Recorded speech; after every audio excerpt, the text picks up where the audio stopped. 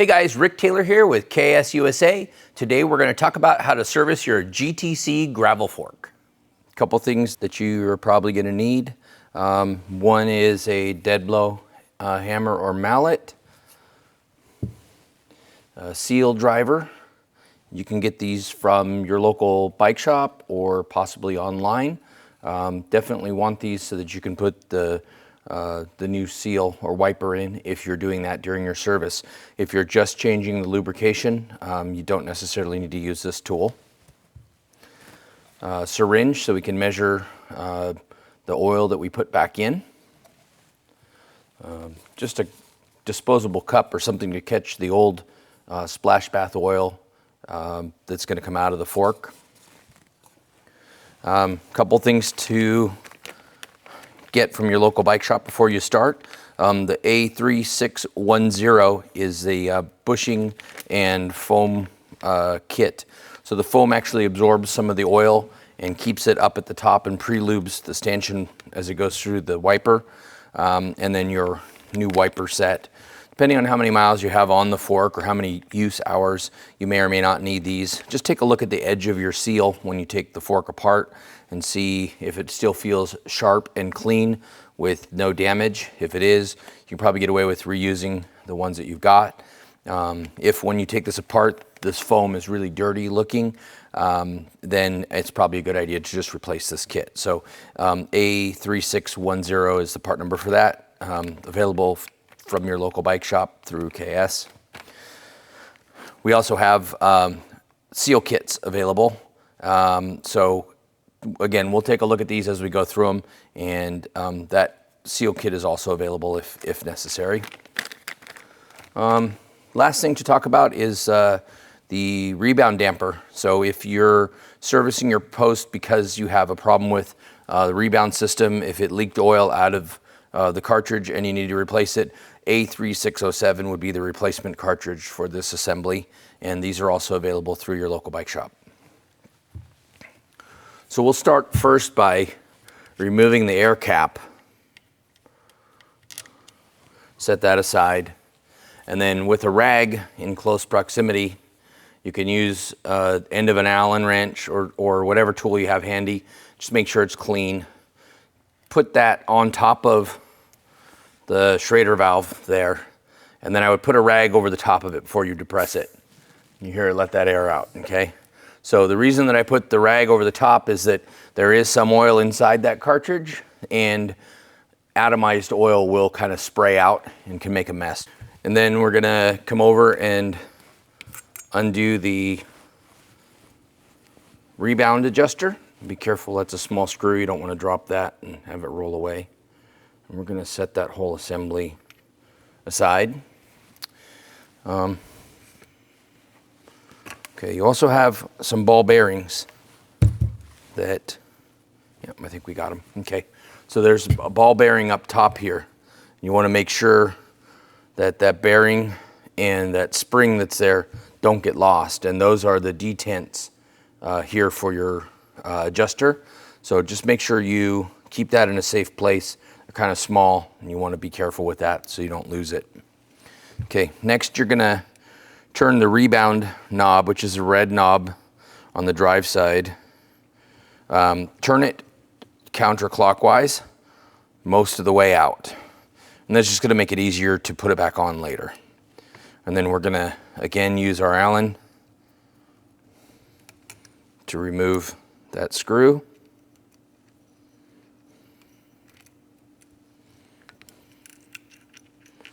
And so we take the knob and the screw and set those aside. Now I like to take the screw and put it in the knob itself and set it so that I just know if I'm taking stuff apart, I don't mix up which screws or hardware goes to what. So next thing we'll do is, I've got these small sockets. This is a 9mm, socket and little micro ratchet. These are kind of nice because the end has a swivel on it, and since you need to get in on a little bit of an angle here, that swivel on there really helps. They're not super tight, so you shouldn't have too much trouble getting these to come out. Now be careful on these because you do have some oil that's a splash bath in here. And as you're taking these bolts out, you can have some oil leak out. So have a rag in close proximity.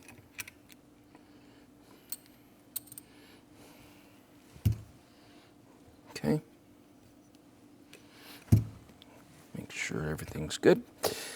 We'll set that aside. Now there is an adjuster here that you'll see, and that's like a pass-through adjuster. So just take note that that goes on the side with the damper, which is the side with your lockout knob and the rebound knob that you just took off, okay? The other side is your air spring side. Now, if you still got the axle in the bike, you may need to take this out. Chances are when you're working on it, it's probably on your bike. You probably haven't taken it off. We did this for you so that it's easier to see. But if you take that out, I have a more direct angle to that bolt. It makes the job a little easier. Okay, we'll set that bolt aside. Okay, now be careful when you tip this up. You may or may not get some fluid out of that. So just keep your eye on it. If you do get some fluid out, have your cup ready to catch it. I've got a rag right here at the ready, just in case, okay? Next thing we're gonna do is undo the top cap. So I'll just use my adjustable wrench.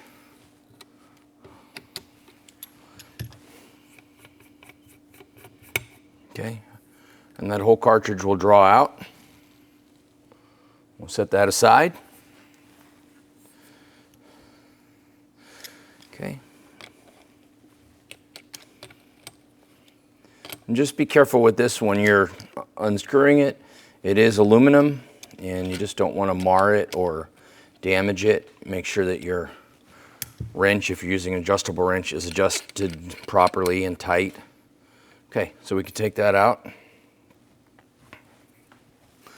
Okay. Now we'll draw these apart. And so, depending on the production of yours, you may either have splash bath oil or it may have been lubricated with slick honey grease, okay? And so the slick honey grease, this is actually a new fork that we're pulling apart just to take a look at, and it's got fresh grease in it. But when you put this back together, you could either elect to use the oil or the grease. And so, generally speaking, the grease works really good if you're gonna adhere to the 3-month service intervals. If you're gonna ride it a little longer than that, the splash bath system tends to have a little better longevity to it. What happens with the grease is they tend to migrate the grease down to the bottom of the post like we kind of saw here. So it lacks lubrication up near the top over time. The grease is easier to work with, so you can choose whichever is most important to you, longevity and or the ease of maintenance, okay? So we're gonna set this assembly aside for a moment. And then we're gonna take a look here at our wipers. So we talked earlier about testing the wiper, and see, this one is brand new, as we just said, so it feels good. But for the sake of you learning how to swap this out, I'm gonna pull one side out for us, okay? So we'll take a flathead screwdriver, and be careful when you do this. You don't wanna dig in and hit the edge here because you can damage the finish. But if you put it underneath the lip on the one side and you sit up on top of the other, you should be able to just pry it up, leverage it by hand, and that comes out. Okay, now just below that, you have your oil ring, and depending on how much oil you've put in it, that may either be, you can see here, it's very fresh and no contamination. If that was a really dark color, then that's a good indicator that you should go ahead and replace the seals and the foam. If it's in pretty good shape and not dirty, you can squeeze this and get the existing oil out, and then when you put fresh oil in, it'll absorb that oil and you'll be good. So we're not gonna bother to take the other side out right now because, to be honest, there's really no benefit in doing that. It comes out and goes in exactly the same. And so the seal kit comes with both parts, and we'll just go ahead and put the original one back in so you can see how this works. So I would take this and soak it in some fresh oil, and you can see it's got it here. As I squeeze it, the oil's leaking out. Pardon me. The reason for the foam is to pre-lube, and this will absorb oil and then redistribute it on the stanchion over time. So it just helps keep things slippery and clean. Now, if you had looked at your seals and decided that everything was good and you didn't need to replace them, I would go ahead and wipe everything out clean, and then use some of the Slick Honey or post paste and fill that cavity inside. What that's going to do is create a water barrier, and it also is going to pre-lube the stanchion every time it comes in and out. So it makes the post a lot, or the fork rather, a lot smoother. Okay, now the seal set tool that we talked about, what you want to do when you use this is take the energizing spring off. You'll slide this into position, and you'll see it seats nicely there. We're going to slide this in. The bushing inside is actually going to kind of help you guide this. Take your mallet, give it a couple firm taps, and then check all the way around to make sure that your seal has seated all the way around. Go ahead and pull that out. And then we're going to go ahead and lube this other seal with the Slick Honey grease, and we're going to put that energizing spring back on the seal so it sits in just like that. Okay, so now we got everything good here. Now, if you took this apart and all that looked really dirty, it's not a bad idea to spray some degreaser down in there and spray it out before we go to the reassembly step. Again, this was really clean, so we didn't show that step here.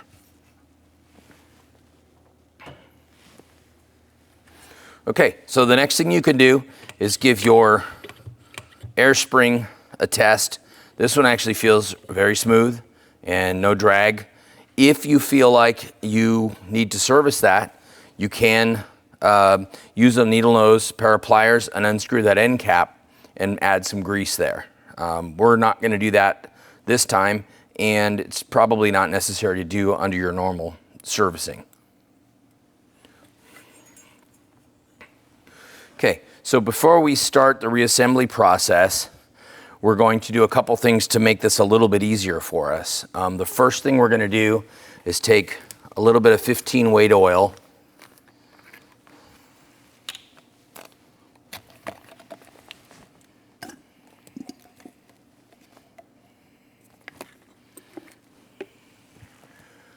Okay, and we're going to take a few drops and drop it in the top.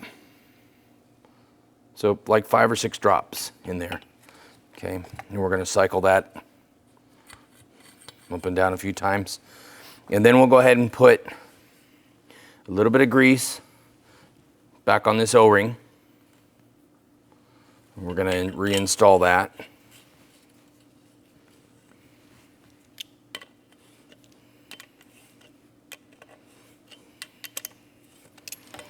Okay, and you'll feel the O-ring start to have a little bit of drag as it goes in, and it should feel even, and you want to make sure that the O-ring is not pinched out as you tighten it down.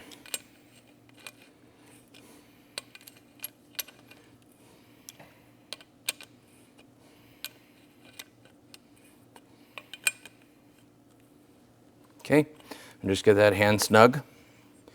Now we can go ahead and do the same thing for the cartridge. Now, if you're having a problem with your cartridge, and that's why you've taken this apart, go ahead and replace the cartridge with a new one now.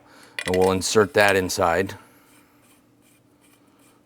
And you do the same thing. We're gonna use the wrench and just tighten that down hand snug. And again, this may be in your bike. And so, you know, that's gonna be sitting up at the bike there, and you can do this all the same process with no problem at all. Okay, now I would recommend probably putting a little bit of air in here, because that's going to hold right now your compression rod is loose, and it's going to be a little hard to start the screws. So we're going to grab an air pump and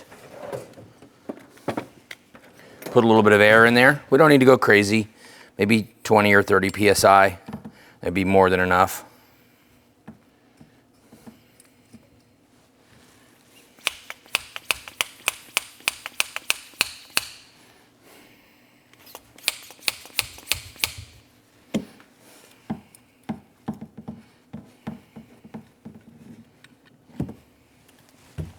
Okay, so you can see now that that wants to pop back up. So it's going to be a little bit easier and not fight us when we go to put this back together. So now the next thing you want to do is go ahead and slide this assembly together. Be careful when you put the stanchion into the seal. There is a chamfer on the end of the stanchion, and you can use that to your advantage to have it line up. Wiggle it gently. Make sure that you don't roll the seal under and catch that energizing spring, because you can damage that. So just be careful. And then go ahead and slide this down pretty much so you can see the compression rods inside, and then back it out about 5 centimeters. Okay? And then what we're going to do is put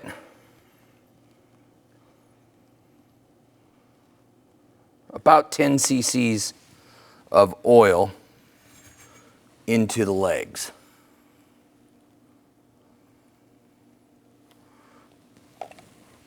Do the same here.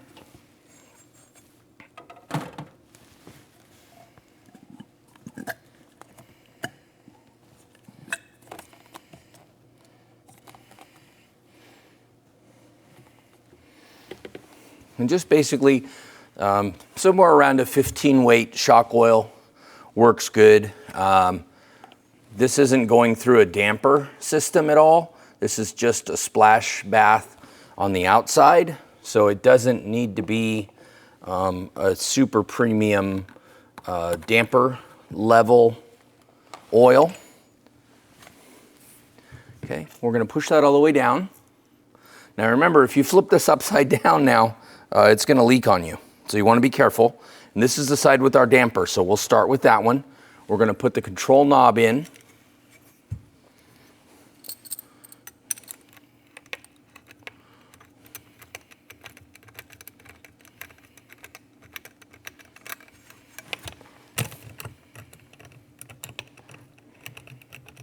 Okay, we'll get that one started. We'll come to the other side. This goes into our air spring.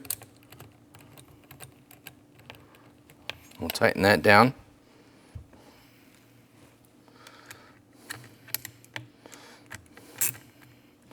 Switch our ratchet to tighten. And these just basically go hand tight, and then just like a quarter turn further. And that's enough. These are aluminum bolts, aluminum shafts. You don't want to overdo it. Do the same thing on this side.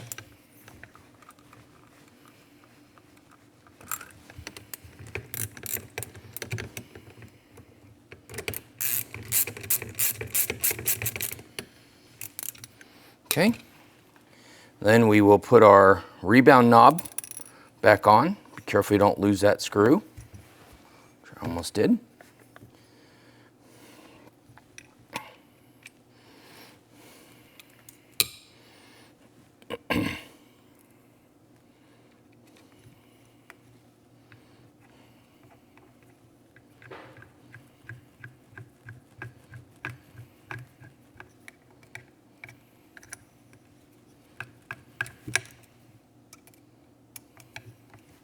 Okay, and then you want to hold that knob and then tighten the screw. Because if you don't hold the knob, it's just going to continue to rotate and adjust the damper. Okay, now we'll take it back up to the top, and we're going to find that spot that the spring was located. We're going to drop that ball bearing back down in there, just like that. Put that top cap on. And we'll tighten it down. So that bearing's job in there is as a detent. So as you turn the adjuster, you can hear the clicks. So once you get that in there and you turn it to verify that it's working. Okay. you're in good shape. And then we're gonna just make sure these are snug again.